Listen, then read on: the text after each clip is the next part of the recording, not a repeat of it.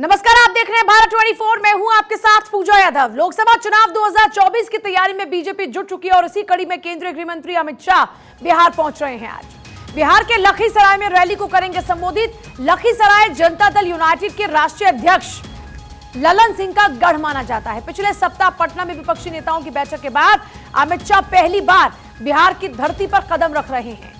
बिहार में अमित शाह की इस रैली को विपक्ष नेताओं की बैठक के जवाब के तौर पर भी देखा जा रहा है। माना यह भी जा रहा है कि लखीसराय की धरती से अमित शाह विपक्ष पर बड़ा हमला कर सकते हैं। देखिए, कार्यक्रम की अगर बात करते हैं, दोपहर के 3 बजे लखीसराय गांधी मैदान सभा स्थल पर पहुंचेंगे गृह मंत्री अमित शाह और 3:20 से जनसभा को संबोधित वो करेंगे। तो आज गृह मंत्री अमित शाह बिहार पहुंच रहे हैं। धन्यवाद ज्ञापन उसके बाद किया जाएगा लगभग 4 बजे। यह कार्यक्रम गृह मंत्री अमित शाह का रहेगा। 4:10 पर विजय कुमार सिन्हा के साथ वो बातचीत करेंगे। और देखिए, इसके अलावा लखीसराय के विधानसभा कार्यालय का वो दौरा भी करेंगे। ये कार्यक्रम रहेगा शाम के 5:05 पर। लगभग 5:15 बजे लखीसराय से वो पटना के लिए रवाना हो जाएंगे। इसके अलावा देखिए, खास कार्यक्रम की अगर बात करते हैं तो आपने जाना कि आज उनका बिहार दौरा है। लगभग 1:20 पर पटना एयरपोर्ट पर पहुंच जाएंगे और पटना एयरपोर्ट से हेलीकॉप्टर से लखीसराय के लिए वो रवाना हो जाएंगे दोपहर के 1:30 बजे। और उसके बाद दोपहर के 2 बजे अशोक धाम मंदिर वो पहुंचेंगे। दर्शन पूजन यहां पर होगा। अशोक धाम मंदिर पहुंचेंगे। अशोक धाम संग्रहालय और संपर्क से समर्थन कार्यक्रम में उसके बाद वो शामिल होंगे। अब लखीसराय गांधी मैदान सभा स्थल पर वो पहुंचेंगे लगभग दोपहर के 3 बजे। 4 बजे उनका धन्यवाद कार्यक्रम रहेगा, धन्यवाद ज्ञापन रहेगा। जनसभा को संबोधित करेंगे लगभग 3:15 बजे। 4 बजे जैसा हमने जिक्र किया, धन्यवाद ज्ञापन सौंपा जाएगा। और उसके बाद में 4:10 पर होगा विजय कुमार सिन्हा के साथ बातचीत का कार्यक्रम। ये उनका कार्यक्रम रहने वाला। बिहार की धरती पर पहुंच रहे गृह मंत्री अमित शाह। आपने जाना कि पटना में विपक्षी एकजुटता की दम भरने की तमाम कोशिशें की गई थी और वो कितना परवान चढ़ेगा ये तो खैर भविष्य के गट में। लेकिन फिलहाल अगर बात करते हैं तो बड़ा सवाल ये इस वक्त है कि जब अमित शाह पहुंच रहे हैं लखीसराय में, तो देखिए, बिहार में 12 लोकसभा सीटों पर कड़ी चुनौती है। कड़ी चुनौती वाली सीटों में एक मुंगेर भी शामिल है। लखीसराय दौरा है उनका, वो क्यों खास है? इन सीटों पर बीजेपी ने अपनी खास रणनीति तैयार की है। अमित शाह का दौरा इसी रणनीति का हिस्सा है।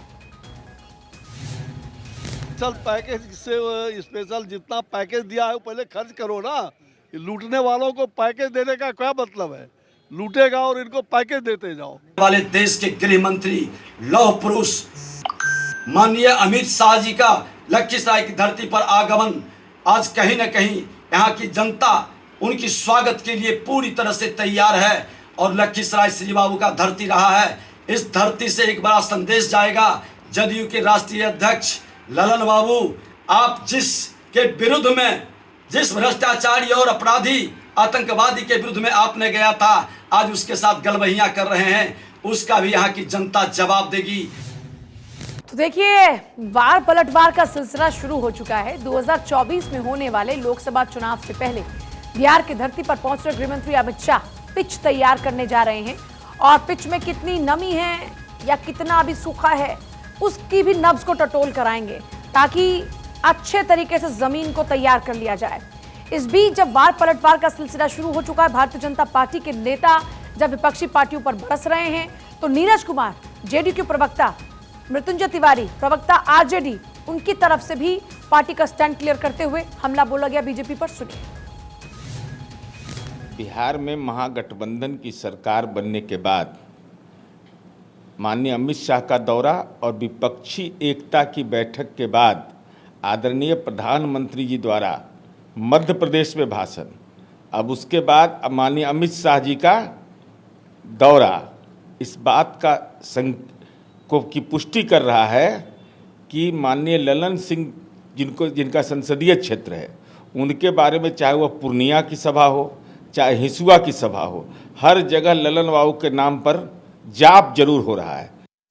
बिहार के साथ सौतेला व्यवहार क्यों हो रहा है, इसका जवाब देना पड़ेगा आदरणीय अमित शाह जी को, नहीं तो बैरंग वापस खाली हाथ जाना पड़ेगा।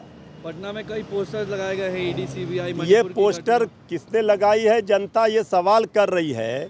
आदरणीय अमित शाह जी, मणिपुर जल रहा है, उस पर कोई ध्यान नहीं है, लेकिन बिहार की चिंता सता रही है, इसलिए कि बिहार की धरती से भर दिया गया है विपक्षी दलों के नेताओं के द्वारा हुंकार, इसलिए पूरी तरह से डर गई है मोदी जी की सरकार।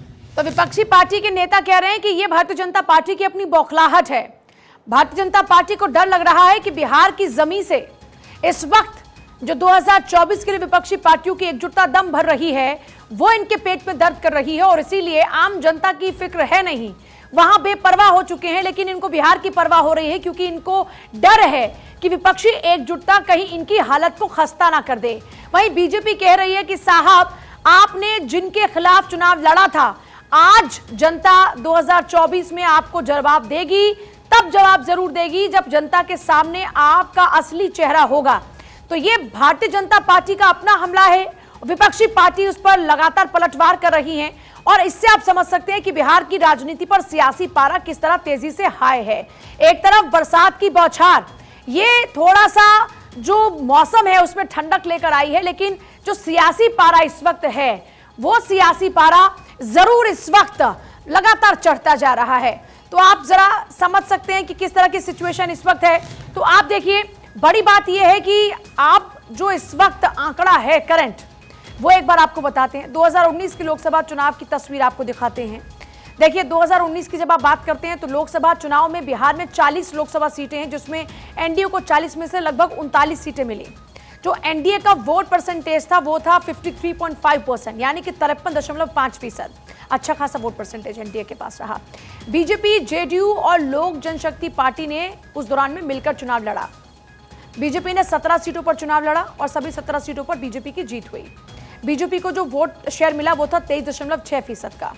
जेडीयू ने भी 17 सीटों पर चुनाव लड़ा और किशनगंज सीट पर कांग्रेस ने जेडीयू को हरा दिया और इन 17 में 16 जेडीयू के खाते में जेडीयू को हराया और 16 सीटों पर जेडीयू का कब्जा रहा।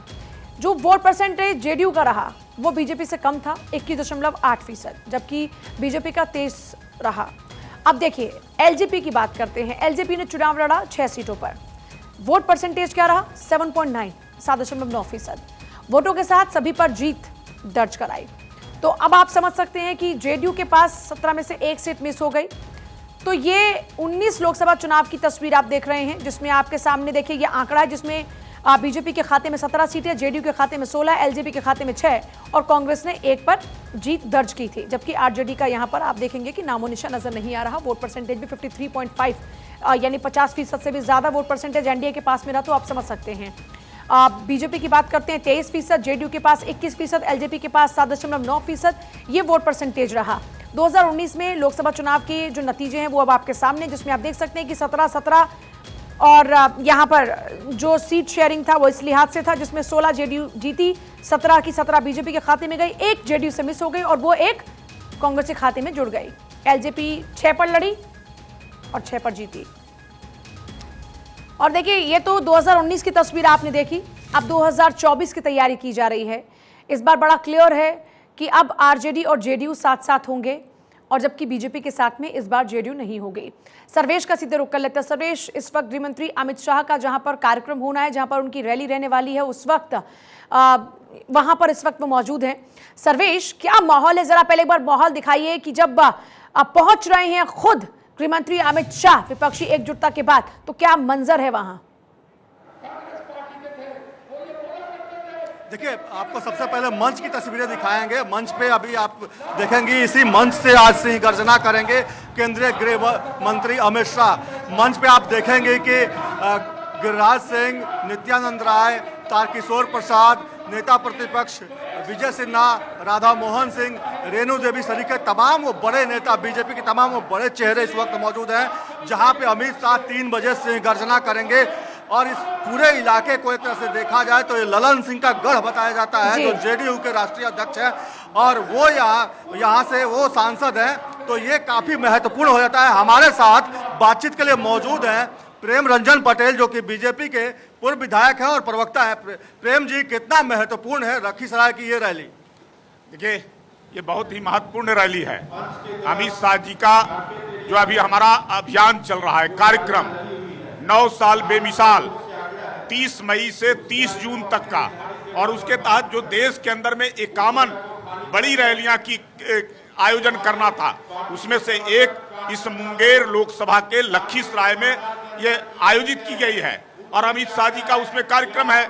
तो ये बहुत ही है। आज तक हम इस को चुनाव हम लड़ते नहीं रहे हैं मुंगेर को, लेकिन इस बार भारतीय जनता पार्टी ने इस लोकसभा को बहुत ही टारगेट के तौर पे लिया है और मुझे लगता है कि पूरे बिहार को हम टारगेट पर लिए हुए हैं। बिहार की जनता का जो साथ, समर्थन और जिस प्रकार से हमारा भारतीय जनता पार्टी को मिलता रहा है, मोदी को मिलता रहा है, वो आने वाले समय में उसका इस रैली का बहुत महत्वपूर्ण है। यहाँ जो मैं समझता हूँ कि इस जो सरकार का जो गठजोड़ है और माफिया तत्व का, अपराधियों का, उस गठजोड़ का अगर नींव है तो वो नींव इसी जगह है और उस नींव को उखाड़ने के लिए अमित शाह जी आ रहे हैं। तो टारगेट आप लोगों ने किया है मुंगेर को ही क्यों सबसे पहले आप लोगों ने टारगेट किया?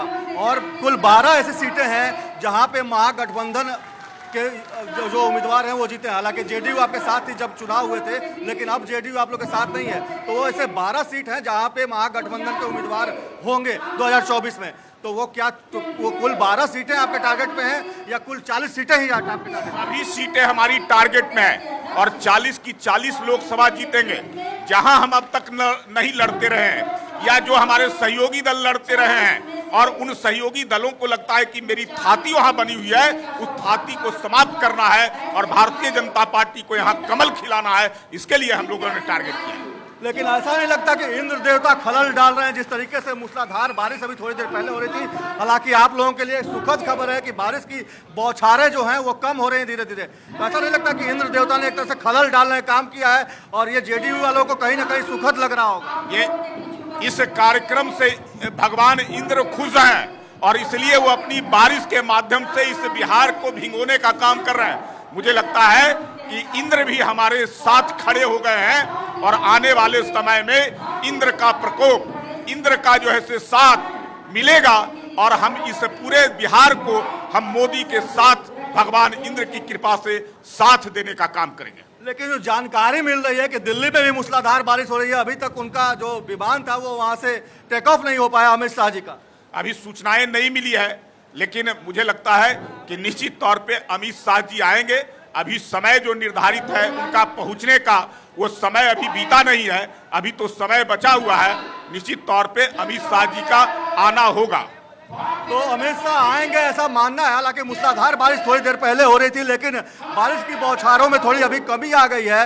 लोगों को अभी भी उम्मीद है, पार्टी के जो तमाम नेता हैं उत्साहित है, क्योंकि ये मुंगेर लोकसभा सीट है जो कि जेडीयू के राष्ट्रीय अध्यक्ष का गढ़ माना जाता है। और यही वजह है कि जरा उनसे ये भी पूछे कि जेडीयू के राष्ट्रीय अध्यक्ष को इतना ज्यादा प्रेफरेंस क्यों दी जा रही है?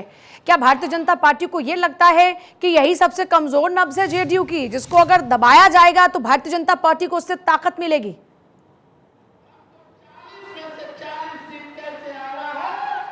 ये बताइए कि ललन सिंह को ही आप लोगों ने सीधे तौर पर टारगेट किया, क्यों किया? क्या लगता है कि सबसे कमजोर नस यही है महागठबंधन की, जिसको दबाया जाए तो भारतीय जनता पार्टी को ताकत मिलेगी? ललन सिंह कुछ नहीं है, उनकी अपनी कोई क्षमता नहीं है, अपनी कोई ताकत नहीं है। वो नीतीश के बलबूते पर अपनी राजनीति को करते हैं, लेकिन वो भारतीय जनता पार्टी के खिलाफ लगातार नीतीश कुमार को भी भड़काने और बयान देने का काम करते हैं। तो इसलिए जो है ये आवश्यक है, हम लोग तो लड़ाई लड़ रहे हैं नीतीश कुमार के खिलाफ, जिन्होंने पलटी मारने का काम किया। 43 विधायक बनने के बाद भी हम लोगों ने मुख्यमंत्री बनाया, लेकिन जिस प्रकार से उन्होंने धोखा दिया, और धोखा भारतीय जनता पार्टी को नहीं, बिहार की जनता को दिया है। बिहार की जनता पूरी मन बना चुकी है कि जो जदयू का उम्मीदवार होगा या महागठबंधन का उम्मीदवार होगा, एक एक उम्मीदवारों का जमानत जब्त कराएंगे और हर सीट पर कमल खिलाने का काम। लेकिन आप लोगों से लगातार सवाल पूछे जाते रहे हैं कि बिहार को विशेष राज्य का दर्जा क्यों नहीं दिया, अभी मणिपुर हिंसा की बात लगातार हो रही है। इन तमाम सवालों का जवाब क्या आज मिलेगा?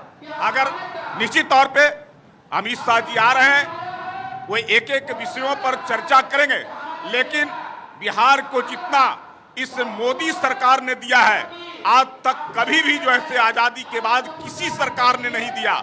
उन्होंने पैकेज दिया और इसके विकास के लिए अलग प्रकार की योजनाएं, तरह तरह की योजनाएं, और इतनी दी है कि सरकार उसका उपयोग नहीं कर रही है। सरकार को डर हो गया है कि केंद्र की योजनाओं को हम अगर यहाँ जमीन पर उतारेंगे तो उसका लाभ मोदी को मिलेगा। आप देखते हैं पूरे देश के राज्यों में केवल एक एम्स, और बिहार के अंदर में मोदी जी ने 2 एम्स, एक पहले अटल जी के समय में और दूसरा मोदी जी ने भी देने का काम किया। ऐसे एक नहीं, सैकड़ों योजनाएं हैं जिससे बिहार का विकास हो रहा है और बिहार प्रगति कर रहा है, लेकिन उस प्रगति का बाधक ये महागठबंधन की सरकार है। उस सरकार को समाप्त करना है और इस बिहार को मुख्य धारा में लाना है। तो बिहार को मुख्य धारा में लाना है। आप देखेंगे कि यहाँ पे तमाम लोग हैं जो बैठे हुए हैं इस मूसलाधार बारिश के बावजूद, और यहाँ पे ये लोग हैं, इनसे बात करते हैं। आप बताइए कि बहुत तेज बारिश हो रही थी, क्या लगता है कि जिस तरीके से अमित शाह जी का कार्यक्रम है, अमित शाह जी आएंगे या लगता है कि अभी जो सिचुएशन है उसमें कुछ गड़बड़ी हो सकती है? नहीं, हमारे माननीय केंद्रीय मंत्री अमित शाह महोदय जो हैं, हमारे मंत्री जी, सम्मानीय मंत्री जी जरूर आएंगे। और ये जो वर्षा का जो मैटर है, ये मैटर प्रकृति से जुड़ी हुई है। प्रकृति अपना काम कर रही है। इस काम के दौरान वो आ ही जाएंगे और हमारे ख्याल से कुछ देर के बाद ये भी वर्षा थम जाएगी और कार्यक्रम अच्छे तरीके से। तो लोगों में उत्साह है। आप बताइए कि ललन सिंह के गढ़ को चुना गया है, क्या लगता है 2024 में ललन सिंह को इस सीट पे बीजेपी शिकस्त दे पाएगी? ललन सिंह कोई फैक्टर नहीं है। माननीय गृह मंत्री जी की मंच सज के तैयार है और हजारों हजार की संख्या में कार्यकर्ता अपने घरों से निकल चुके हैं। थोड़ी बारिश बीच में आ गई है जिसके कारण समयबद्ध कार्यक्रम होने में कुछ विलंब हो सकता है, लेकिन कार्यकर्ताओं में उत्साह बनी हुई है। कई गाड़ियां रास्ते में लाइन लगा के खड़ी है और निश्चित रूप से ये कार्यक्रम बहुत ही खास है और आने वाले चुनाव के लिए, 2024 के लोकसभा चुनाव के लिए ये कार्यक्रम एक मील का पत्थर साबित होगा। तो देखा आपने किस तरीके से लोगों में उत्साह है। बारिश के बावजूद लोग डटे हुए हैं। तमाम लोग इंतजार कर रहे हैं कि 3 कब बजेंगे घड़ी में और कब केंद्रीय गृह मंत्री अमित शाह इस सभा स्थल में पहुंचेंगे और यहाँ मंच पर आने के बाद वो क्या कुछ बोलेंगे। उन तमाम चीजों पे लोगों की नजर रहेगी और लोग उनको सुनने के लिए यहाँ पे लोग मौजूद हैं। तो ये सर्वेश ये भी पूछेगा, यूसीसी का जिक्र आजकल बहुत हो रहा है, तो क्या बिहार की राजनीति में भी इस यूसीसी का बोलबाला रहेगा? क्योंकि भोपाल से शुरुआत होती है, वहां पर यूसीसी को लेकर स्टैंड क्लियर किया जाता है और विपक्षी पार्टी कह रही है कि भारतीय जनता पार्टी का डर है कि इनको यूसीसी का सहारा लेना पड़ रहा है, हिंदू मुसलमान कर रहे हैं, क्योंकि इनके पास मुद्दे नहीं है गिनाने के लिए, काम गिनाने के लिए नहीं है। यूसीसी एक मुद्दा, बहुत बड़ा मुद्दा बन चुका है। जैसे प्रधानमंत्री जी ने 2 दिन पहले जिस तरीके से बात कही थी, उसके बाद से भोपाल में सफाई देनी पड़ी। क्या लगता है कि यूसीसी बिहार में एक बड़ा मुद्दा बन पाएगा और बिहार में भी यूसीसी को लेकर कुछ घोषणाएं यहाँ से हो सकती है? किस चीज के? Uniform civil code. निश्चित तौर पे देश के अंदर में एक कानून होना चाहिए। अलग अलग प्रकार के कानूनों के कारण परेशानियां होती है और देश की जनता की मांग भी रही है। इसलिए जो है आने वाले समय में देश के अंदर में जो उसके विधि आयोग हैं, वो विधि आयोग जनता का राय लेना प्रारंभ कर दिया है। उस राय के आधार पर निश्चित तौर पे अगर लोगों की राय होगी तो उसके आधार पर यूनियन सिविल यूनिफॉर्म कोड जो है वो बनाया जाएगा, जिससे एक कानून हो, सबको आसानी होगा। देश में के संविधान में धारा 46 में दिया हुआ है कि कभी भी सरकार यूनिफॉर्म। यूसीसी आप लोग का मैनिफेस्टो का हिस्सा थी। क्या लगता है कि मानसून सत्र में उसको लेकर कोई विधेयक लेकर आएंगे? मैं तो कह रहा हूं कि विधि आयोग आम जनता से उसकी राय जानने पर शुरुआत कर दी है।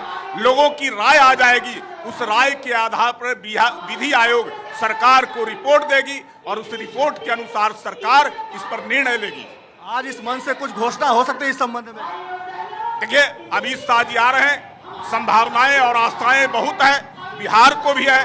अमित शाह जी इस भारतीय जनता पार्टी के चाणक्य हैं, तो निश्चित तौर पे अगर वो आ रहे हैं तो बहुत कुछ सौगात और बहुत कुछ बातें यहाँ कह के जाएंगे, उस पर अमल भारतीय जनता पार्टी करेगी। लेकिन विपक्ष कहता है कि यूसीसी को लेकर बीजेपी डरी हुई है।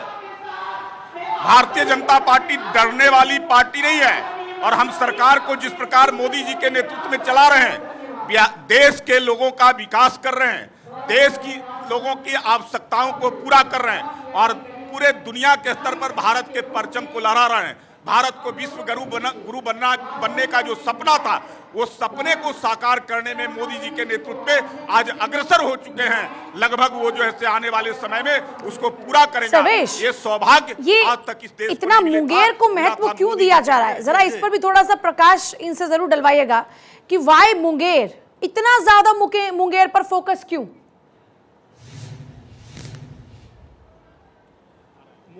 मुंगेर को इतना ज्यादा महत्व क्यों दिया जा रहा है, सबसे बड़ा सवाल यही है, क्योंकि मुंगेर में इतनी बड़ी रैली आप लोगों कर रहे हैं। मुंगेर ऐतिहासिक है, जगह है। आप भी इसी इलाके से आते हैं? मैं इसी इलाके से आते हैं, लेकिन पूरे बिहार जो है से हमारे जो है से महत्वपूर्ण है। बिहार की जनता लगातार पहली रैली मुंगेर में क्यों? पहली रैली मुंगेर में? पहले भी रैलियां हुई है और कई हमारे गृह मंत्री जी का हुआ है, पूर्णिया में हुआ है, वाल्मीकि नगर में हुआ है, नवादा में हुआ है, ऐसी कई रैलियां हुई है। निश्चित तौर पे जो है से मुंगेर भी उसमें है और मुंगेर में हो रहा है और आगे भी कई रैलियां उनकी होगी। विपक्षी एकता की बैठक के बाद पहली रैली मुंगेर में, मेरा सवाल ये है। अरे विपक्षी एकता तो टाई टाई फीस हो गया। वहां कौन लोग जुटे थे? सब जो है से भ्रष्टाचारी जुटे थे, सब आरोपित जुटे थे। पर बिहार में आरजेडी और जेडीयू तो साथ साथ ही रहेंगे ना। जुटे थे, सब अपने अस्तित्व बचाने के लिए एक साथ गले मिलकर करके रोना रोए और निष्कर्ष कुछ भी नहीं निकला। तो ये टाई पूरी तरह से फीस हो गई और सब एक हो जाएंगे, तब भी जो है मुकाबला भाजपा से नहीं कर पाएंगे। लेकिन इस बार के लोकसभा चुनाव में आरजेडी और जेडीयू कांग्रेस तो एक साथ ही रहेगी ना बिहार में। आपकी टक्कर तो उन्हीं से है। कहा तो रहे कि सब साथ हो जाएंगे। जितनी पार्टियां जुटी थी, देश की पार्टियां यहाँ, उनका क्या प्रभाव है? प्रभावशाली अगर जिनके पास है उनके ऊपर आरोप है और जनता उनको पसंद नहीं करती है, चाहे जदयू हो, कांग्रेस हो, राजद हो। अरे उसी राजद से मुक्त और कांग्रेस से मुक्त बिहार की जनता ने कराया था, अब दोबारा उसको सत्ता में आने नहीं देना चाहती है। लेकिन इतना लंबा साथ तो भारतीय जनता पार्टी का जेडीयू के साथ ही रहा। बिहार में ये कोई नाता आज का नया तो नहीं है। बिहार में तो बीजेपी और जेडीयू हमेशा साथ साथ चलते रहे। लेकिन एक बात ये भी है प्रेम जी कि 2005 से अगर देखा जाए तो सबसे लंबा टेन्योर बीजेपी के साथ ही जेडीयू का रहा है। चाहे 2005 की बात कर लें, 2010 की बात कर लें, 2009 की बात कर लें लोकसभा चुनाव में, या फिर उसके बाद की बात कर लें। अब भाई जदयू को तो हम लोगों ने खड़ा किया इसलिए कि बिहार में जंगल राज से मुक्ति करना था और उस मुक्ति में साथ साथ मिलकर करके लड़ाई लड़े। लेकिन ऐसा नहीं समझते थे कि बिहार भारतीय जनता पार्टी को तो धोखा देंगे, बिहार की जनता को भी धोखा देंगे। जनता के अनुरूप चलना चाहिए, लेकिन वो जनता के अनुरूप नहीं चल रहे, इसलिए अब जनता जदयू को आपने खड़ा किया, लेकिन जदयू तो ताकतवर हो गई, बीजेपी कमजोर होती गई लगातार। नहीं, हम कमजोर नहीं है। अकेले चुनाव लड़े थे 14 में, 31 सीटों पर हम जीते थे। सर्वेश आपके पास वापस लौटते हैं। सर्वेश